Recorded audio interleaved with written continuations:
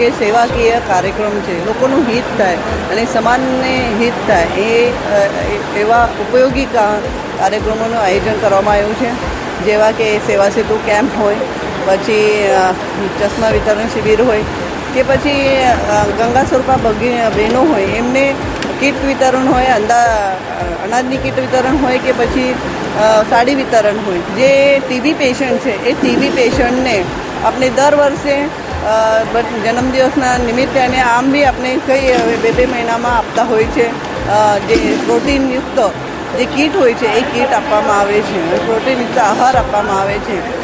એવા અતિ ગંભીર જે પેશન્ટ છે એમને આપણે કીટ વિતરણ કર્યું છે. સાથે સાથે જે દિવ્યાંગ ભાઈ બહેનો છે એમને ઇલેક્ટ્રિક સાયકલનું પણ વિતરણ કર્યું છે. અને સાથે સાથે જે બાળ વિભાગમાં જઈને બાળ વિભાગના જે બચ્ચાઓ છે જે અહીંયા જેમને કંઈ તાવ કંઈ આવ્યો છે એ બચ્ચાઓને પણ રમકડા વિતરણ અને ફૂટબોલનું વિતરણ કરવામાં આવ્યું છે.